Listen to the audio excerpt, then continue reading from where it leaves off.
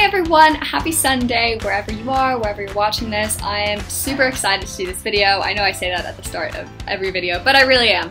So let's get into it. Today's topic is the anatomy of a good blog post.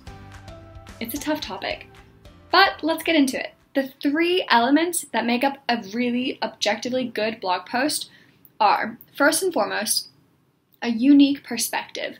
What I mean by this is something that showcases what you have to bring to the table. What is it about you, your experiences, your life that make you have an opinion on this, that make you an expert on this? Second, universality. I don't know if that's a word. We're going with it anyway. What I mean by that, universality, is what is it about the story that no matter how specific the story is, no matter how niche you're getting into, anyone who reads it is going to read it and be like, yeah, I get how that person feels. I know why you wrote this story. And there are going to be two things that this aspect relies on. And finally, the third is action. I don't mean a call to action. I don't mean something at the bottom of your post that says like, after reading this, here are the three things you should do. This is more like to invoke a sense of change in the person. After they're done reading your post, they're thinking, that's fundamentally altered an aspect of my life, no matter how big or how small it is. I'm a changed person after reading that. I'm going to change either how I look at stuff in the future or how I do things in the future or, you know, the way I speak to people. All of it is because all this new action is going to come from this post. And it doesn't matter if this is tiny. It doesn't matter if it's huge. I think if you manage to get there, that's an incredible achievement and you should be happy with that. All right, let's break each one of those down. Number one, a unique perspective. This is the easiest one, in my opinion, because we're all unique. We all have stories we want to tell. We all have experiences that are different to anybody else.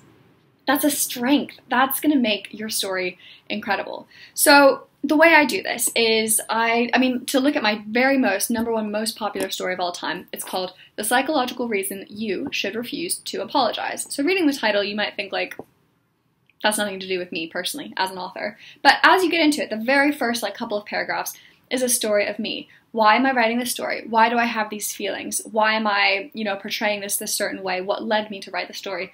And as the readers read that, they kind of get drawn into my way of thinking. They're seeing behind my eyes. They're walking in my footsteps.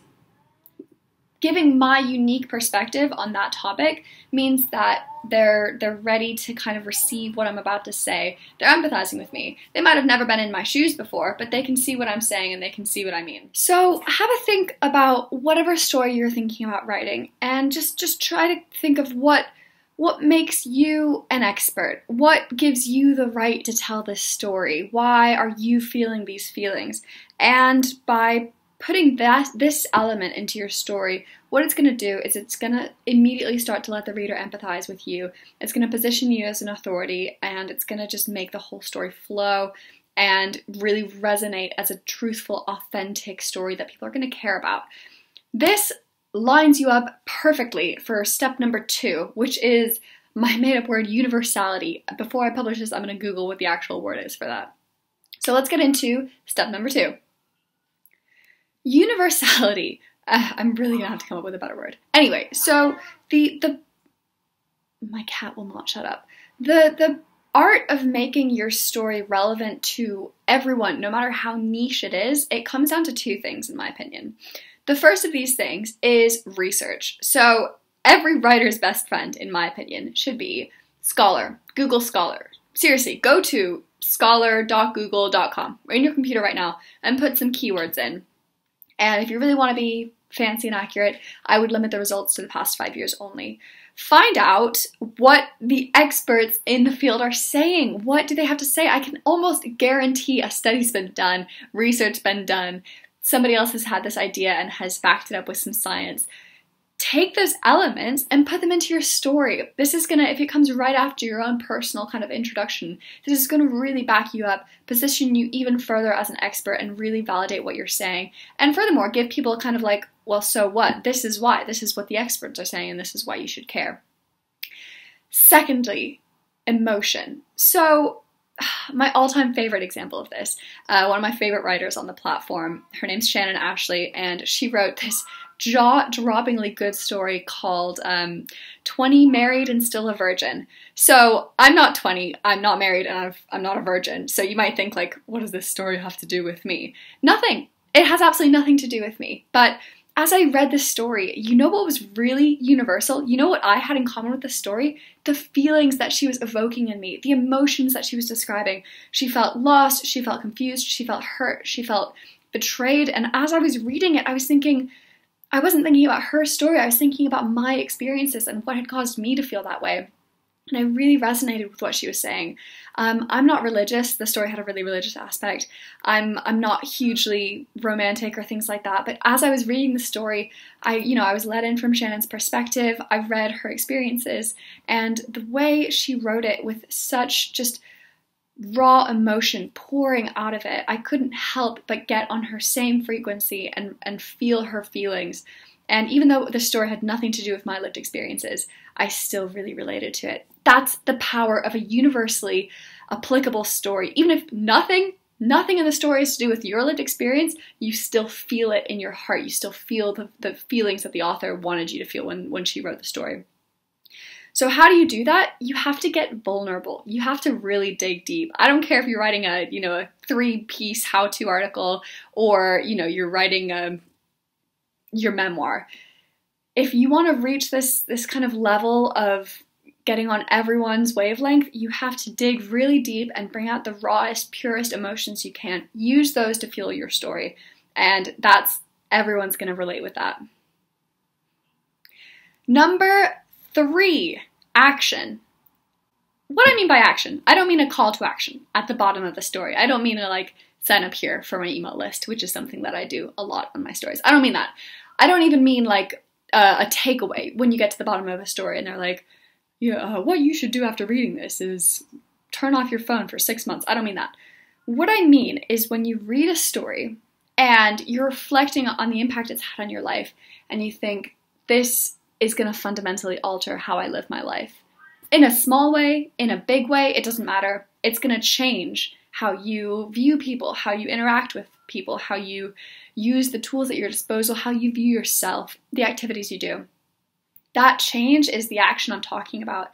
It's hard to get to that level. It's going to take either really, really, really good advice or a kind of radical shift in how somebody thinks.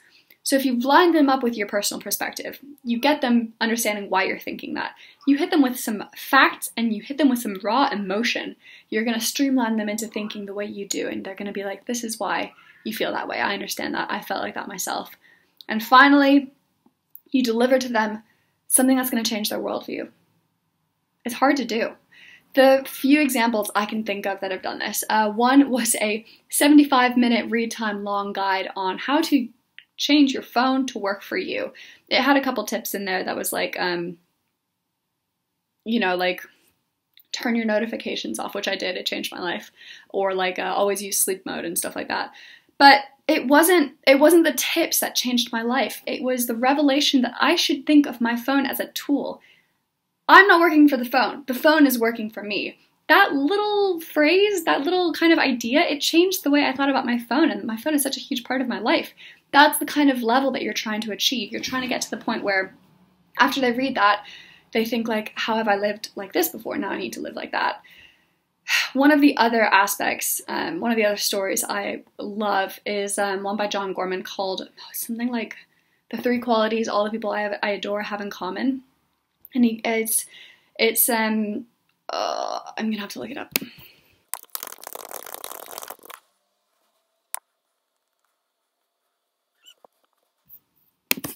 I've got them. Humility. Oh, Astrid. Humility, curiosity, and empathy. And after I read that, I started thinking about all the relationships I have and what I value in the people I'm close with. And I was flabbergasted to realize that he was right. All of those features, whether one variant or another, they were what I loved about the people I loved. And I didn't do anything after that. I didn't change myself. I didn't change my friends. But it changed the way I viewed the world. It made me think differently and it made me act differently. And it's hard to condense all of what you're writing, all of what you're feeling into one sort of actionable idea or thought. But the very best stories on Medium, they accomplish that, and that's what you want to aim for. It might feel kind of pie in the sky to start thinking about, how can I get on Medium's most popular list? How can I write, the article that's going to change people's lives? It's hard, and you're not going to do it with every article. I don't do it with every article. I don't know anyone who does, because it's hard. What you're going to do is you're going to try, though, and the act of trying is going to make you think better. It's going to make you think differently. You're going to start thinking about your own experiences, how you can package them up in a way that other people are going to relate with. You're going to think about the scientific studies that are backing up what you're saying. You're going to think about the kinds of concepts that have changed your life and how you can show them to others. And eventually, one of the stories you write will be that story. You might not know it at first. Medium might not curate it. It might not go viral. But you'll find that people relate with it. You'll find that you get messages. You'll get people saying, this changed the way I live. This did this for me. I really resonated with this. I'm sharing this with all my friends. You'll know because of the way people respond to you. It doesn't have to do with the performance of the story. You'll know when people are talking to you like, this was it. This was one of the best stories I've ever read. Like I said, I don't think anybody gets that with every single story. What a miracle if we could. The act of practicing, though, every story you're going to get a little bit closer. Every story that you try to get these 3 attributes in, it's going to be a little bit better. And one day, like all of us, we can hope that we can change the world through writing.